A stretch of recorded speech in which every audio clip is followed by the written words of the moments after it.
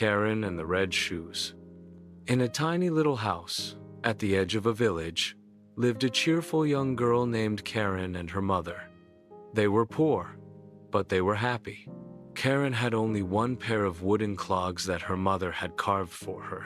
They were strong but rough, and they hurt her little feet.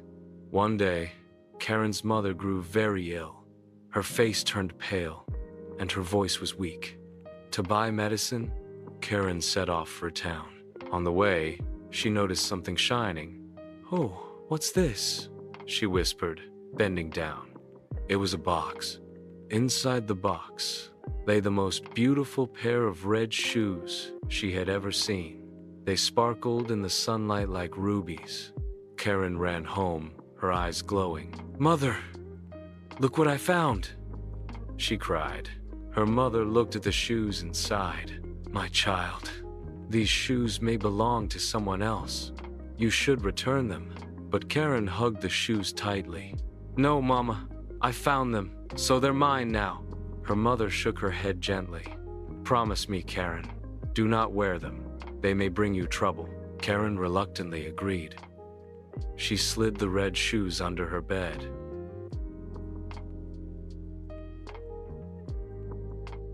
Months passed. One evening, Karen came home and found the bed empty, the house quiet.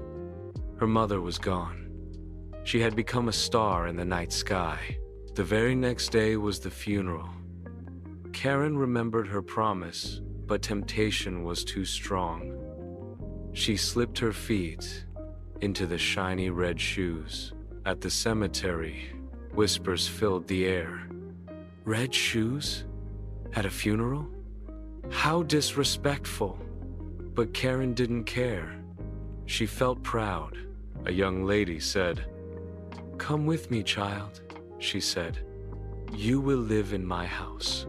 Karen agreed, but she refused to take off her red shoes, even though they had turned dusty and worn. The old woman sighed but did not scold. She bought Karen fine clothes, silk dresses, and shiny black shoes.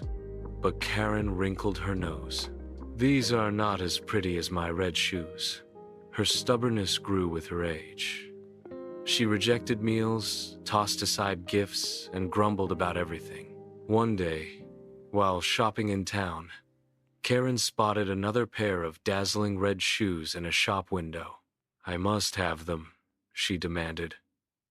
"I want those." "My dear," the old woman said kindly, "we only have enough money for one pair. Choose the black ones. They are simple and useful." But Karen stamped her feet. "If you don't buy me both, I'll go barefoot forever." Exhausted, the old woman gave in and spent her last coins on the red shoes. Soon after, they attended another funeral. The old woman insisted, "Wear the black shoes, Karen." But Karen hid the red ones beneath her skirt. At the cemetery, the red gleam betrayed her. Gasps filled the crowd. The old woman scowled in shame.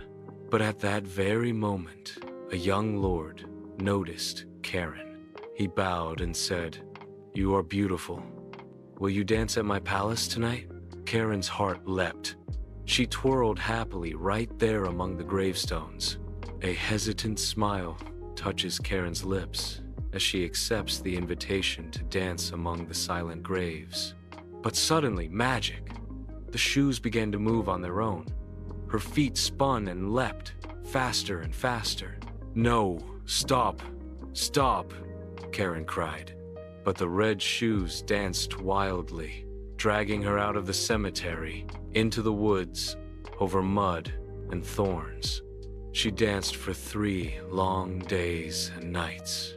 Her feet blistered, her body ached, and tears streamed down her face. At last she fell to the ground and cried, "Enough. I won't be stubborn anymore. I promise."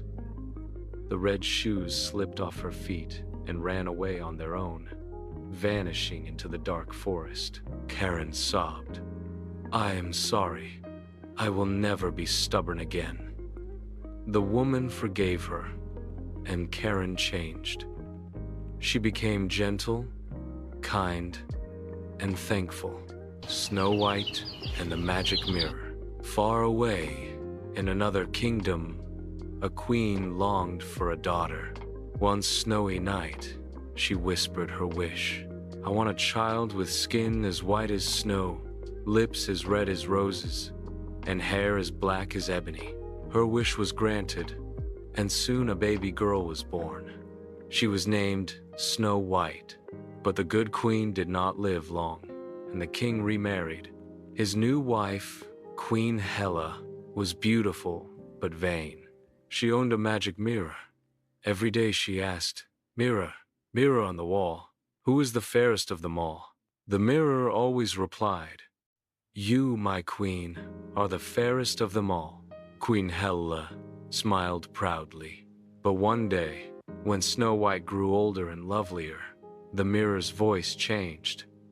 "Snow White is the fairest of them all." The queen's eyes blazed with jealousy. She called her huntsman. "Take Snow White into the forest and destroy her." The huntsman led the girl away. But when Snow White knelt down to comfort a wounded bird, his heart softened. "I cannot harm you, princess. Run. Run far away and never return." Snow White fled deep into the dark forest. She stumbled upon a tiny cottage. Inside, she found little chairs, tiny beds, and small dishes.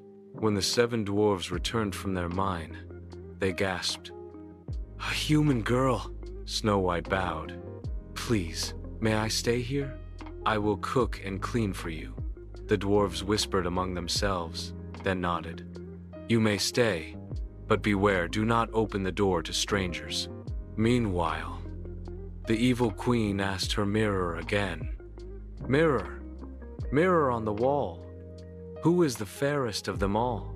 The mirror answered, "Snow White, who lives with the 7 dwarves, is still the fairest." Queen Hela's fury grew. She disguised herself as an old woman and crept to the cottage. "Lovely apples for sale," she croaked. Snow White peeped out and saw a shiny red apple. Forgetting the dwarves' warning, she took a bite.